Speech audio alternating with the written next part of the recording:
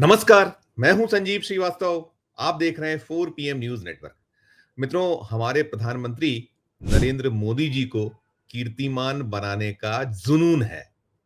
वे कोई अवसर ऐसा नहीं छोड़ते कि जब कोई नया रिकॉर्ड उनके नाम दर्ज ना हो जाए।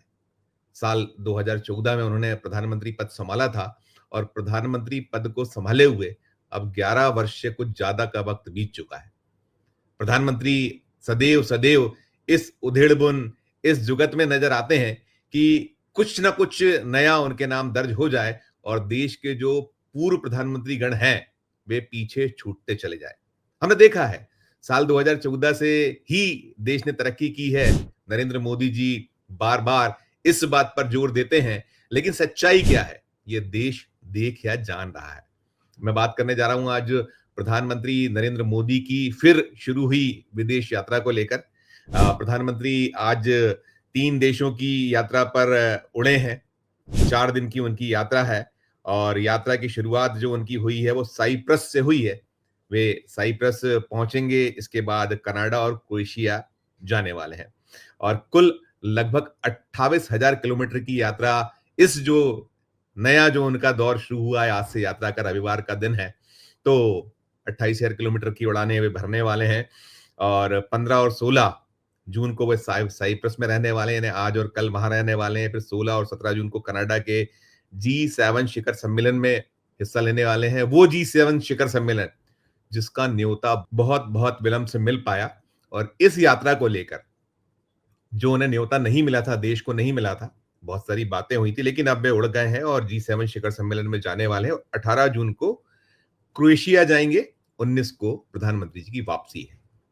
अगर हम देखें, बीते 11 सालों का इतिहास उठाकर देखें, तो बीते 11 वर्षों में प्रधानमंत्री ने 151 151 अंतर्राष्ट्रीय यात्राएं की और वे 72 देश की यात्राएं कर चुके हैं। इसमें 10 बार यूएस, अमेरिका की यात्रा उन्होंने की है। हम देख क्या पा रहे हैं, जैसा मैं कह रहा हूं कि मोदी जी की तो एक कहीं ध्येय लक्ष्य मोदी जी का यही होता है कि कैसे उनके नाम नित नए कीर्तिमान स्थापित हो जाए, लेकिन देश को इससे मिल क्या रहा है? भारत के खजाने पर इन यात्राओं से कितना बोझ पड़ रहा है, इससे शायद कोई उनका लेना देना नहीं है। हर बार आता है कि प्रधानमंत्री की छोटी छोटी यात्राएं कितनी इस एक बोझ वाली होती हैं, किस तरीके का उसमें खजाना जो हमारा भारतीय खजाना है, भारत सरकार का, उस पे कहीं एक बड़ा बर्डन आता है। उसकी आंकड़े आते रहते हैं और अगर हम देखें तो प्रधानमंत्री का तो कहीं ये थमता नहीं और इसका हासिल क्या होता है, ये भी हाल में हमने देखा। जब भारत और पाकिस्तान के बीच संघर्ष हुआ और वो संघर्ष जब पहले पहलगाम में जो आतंकवादी नरसंहार हुआ, उसमें हमारे जो निर्दोष पर्यटक थे, निहत्थे पर्यटक थे, उन्हें कैसे बुरी तरीके से जो आतंकवादी थे, उन्होंने मार डाला था और उसके बाद हमें जो है ऑपरेशन सिंदूर जैसा कदम उठाना पड़ा, पाकिस्तान से संघर्ष हुआ, फिर संघर्ष विराम हुआ। लेकिन कुल मिलाकर इस पूरे के पूरा जो सिलसिला रहा, उसमें अलग-थलग भारत पड़ा रहा। जैसे है, मैंने इतिहास बताया कि वो 11 सालों में प्रधानमंत्री जी ने 151 अंतर्राष्ट्रीय यात्राएं की हैं, 72 देश गए हैं, 10 बार वो यूएस गए, लेकिन कोई साथ नहीं खड़ा था। कुछ 1-2 गिने-चुने कहीं कंट्रीज को छोड़ी और उन्होंने ही बाद में पलटी मारी। और प्रधानमंत्री का यदि हम 2025 का ये देखें जो दौर है इस साल का, तो इस साल में उनकी ये जो एक पुनः जो यात्रा शुरू, इसके पहले वो लगातार 6 यात्राएं इस साल में कर चुके हैं, 6 देशों की यात्राएं कर चुके हैं। वे फरवरी में गए थे, फ्रांस और अमेरिका गए थे 2025 फरवरी में। उसके बाद मई में जो है मॉरिशस की यात्रा उन्होंने की थी। फिर अप्रैल में थाईलैंड, श्रीलंका और सऊदी अरब की यात्रा पे थे और सऊदी अरब की यात्रा उन्हें छोड़कर बीच में आना पड़ा था जब हमारे यहाँ जो आतंकवादी नरसंहार हुआ था। और आने के बाद वे सीधे मधुबनी, बिहार गए थे, वहां से उन्होंने घोषणाएं की थी तमाम। अब ये नया दौरा शुरू, और इसके अलावा अगर 2024 को उठाए तो 2024 में 17 देशों की यात्राएं की थी प्रधानमंत्री ने। 17 देशों में भूटान भी शामिल था, लेकिन कोई हमारे साथ खड़ा नजर नहीं आया। तो यही एक सवाल उठता है कि प्रधानमंत्री जी तमाम दावे करते हैं, तमाम बातें करते हैं कि जो कुछ देश में हुआ है 2014 के बाद हुआ है, 2014 के पहले कुछ नहीं हुआ। नेहरू ईरा को तो वे पानी पी पी कर कोसते हैं। इंदिरा गांधी के दौर को वो हर बार कंडम्ड करते हैं, बहुत सारे सवाल उठाते हैं। वो भूल जाते हैं कि उन्हीं के दौर में, इंदिरा जी के वक्त में कैसे हमने पाकिस्तान को करारी शिकस्त दी थी। टुकड़े कर दिए थे पाकिस्तान के, नया बांग्लादेश जो है गठित हो गया था, इंदिरा जी के दौर में हुआ था। और ऐसे बहुत सारे पुराना इतिहास है, लेकिन भूल जाते हैं। और अब वे फिर यात्रा शुरू कर चुके हैं, जा रहे हैं, तो सवाल यही है कि क्या जब प्रधानमंत्री ये यात्रा करने जा रहे हैं, तो क्या इस यात्रा से कुछ हासिल होगा? और हम देखते या पाते हैं विपक्ष जो है, विरोध जो करने उनका जो एक कहीं न कहीं सरकार को आईना दिखाने वाली बात है, वो करते रहते हैं, तो वो आईने के तहत याद दिलाया जाता है। मल्लिकार्जुन खड़गे जो कांग्रेस के राष्ट्रीय अध्यक्ष हैं पार्टी के, और इसके साथ-साथ वे राज्यसभा में नेता विपक्ष हैं। उन्होंने बीते दिनों स्मरण कराया था कि मोदी जी जाते हैं तो पाते क्या हैं? ये जो 151 अंतर्राष्ट्रीय यात्राएँ 11 सालों में की हैं, 72 देश वे गए हैं, क्या हासिल हुआ है? उस हासिल के दौरान में सिर्फ फ़ोटो खींचने का एक क्रम होता है कि बढ़िया एक फ़ोटो सेशन हो जाता है, शूट हो जाता है, काम खत्म हो जाता है, और प्रधानमंत्री ने तो कभी नहीं बताया। अगर पूर्व के जो प्रधानमंत्री गण हैं, विदेश यात्राएँ वे भी किया करते हैं, विदेश यात्राएँ करना चाहिए, आवश्यक है। आपको जो अपने देश को कहीं दुनिया के पटल पर जो उसका एक होरा खींचना है, उसको कहीं न कहीं बढ़त दिलानी है, तो इसके लिए यात्राएँ ज़रूरी हैं। कूटनीति बहुत आवश्यक है, विदेश नीति, लेकिन यहाँ तो विदेश नीति पूरी तरह फेल है। एक बहुत आम तरीके से आरोप है। कूटनीति के तौर पर भारत ने 11 सालों में सिर्फ खोया ही खोया, ये निकल कर आ रहा है सामने, क्योंकि हमने देखा अभी जब भारत और पाकिस्तान के बीच संघर्ष हुआ, कौन खड़ा था भारत के साथ? वो अमेरिका, जिसके 10 दौरे प्रधानमंत्री कर चुके हैं, जो माय डियर ट्रम्प कहते थे, वो ट्रम्प कैसे चिढ़ा रहे हैं?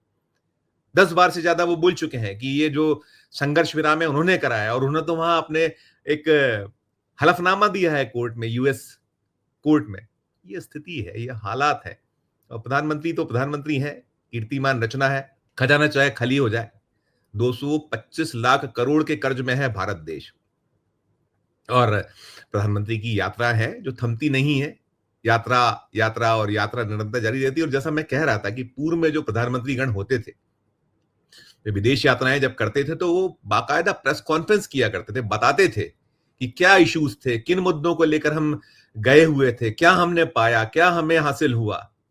प्लेन में ही जब लौटते में पत्रकार वार्ता हो जाया करती। लेकिन मोदी जी ने तो बीते 11 सालों में, 11 वर्ष का कार्यकाल उनका, तीसरा टर्म है ये। 2014, 26 मई 2014 को उन्होंने प्रधानमंत्री पद संभाला था। फिर 2019 में पुनः वो जो लोकसभा के चुनाव में जीत दर्ज हुई, 303 सीटें बीजेपी को मिली और शानदार तरीके से सरकार बनी। फिर वे प्रधानमंत्री हुए, 24 में फिर चुनाव हुए, और फिर जो है एनडीए को बहुमत मिला और सत्ता में है एनडीए। 1 साल से ज्यादा का वक्त इस तीसरे कार्यकाल में प्रधानमंत्री को हो चुका है। लेकिन कुल जमा अगर एक लाइन की हम बात करें, तो आपकी ये यात्राएं भारत को क्या कुछ दे पाई हैं? इस पर कोई जवाब नहीं आता। एक प्रेस कॉन्फ्रेंस नहीं है। 11 वर्षों में जो एक होता है कि प्रधानमंत्री आते हैं प्रेस के सामने, विदेश यात्राएं तो छोड़ दीजिए। विदेश यात्राओं की जो प्रेस कॉन्फ्रेंस तो पहले कुछ तो वहीं होती थी, उसी देश में चीजें बताई जाती थी। फिर जब आप प्लेन में लौटते थे पत्रकारों के दल के साथ, तो वहां बताया करते थे, या देश में लौटकर सारा का सारा ब्यौरा दिया करते थे। संसद को आप नहीं ब्यौरा ठीक से देते हैं, आप कुछ नहीं बताते हैं। और जो आपकी मर्जी है, आपका जो एक ये जुनून है, एक कहीं आपका सिर्फ और सिर्फ ये सोच है कि मैं और मैं। लेकिन वही अंत में पुनः कहूंगा कि इन सब से देश को हासिल क्या हो रहा है, क्या आप दे पाए हैं? जब वक्त पड़ा था तो आपके किस दोस्त ने आपका साथ दिया? कौन आकर आपके साथ खड़ा हुआ? कोई नहीं था। अलग थलग था भारत, जो भारत और पाकिस्तान के संघर्ष के दौरान। तो ये स्थिति है, ये हालात हैं, और आप सिर्फ दंभ भरते हैं, सिर्फ दावे करते हैं, ताल ठोकते हैं, 56 इंच का सीना, एक अकेला सब पर भारी। लेकिन आप कितने कमजोर हैं मोदी जी, ये देश देख या जान रहा है। और अब देखें, आप गए हैं, और खासकर वो जो G7 कनाडा में, वहां आप क्या कुछ हमारे देश का जो जितनी हमारी भद्द पिटी है अभी भारत और पाकिस्तान के संघर्ष के दौरान, तो हम सब देखेंगे, और निश्चित तौर पर वो रिपोर्ट भी किया जाएगा। लेकिन कुल मिलाकर स्थिति तो वही ढाक के तीन पात वाली है। दर्शकों, आपका अपना क्या कहना है मोदी जी की अंतर्राष्ट्रीय यात्राओं पर, उड़ानों पर, विदेश दौरों पर? ये क्या सिर्फ और सिर्फ ये फोटो सेशन तक ही सीमित रहेंगी, या कुछ निकल कर आएगा? टिप्पणी कीजिएगा।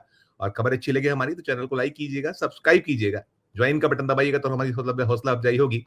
प्यार और स्नेह बना रखिए और देखते रहिए 4 PM न्यूज नेटवर्क। धन्यवाद, नमस्कार।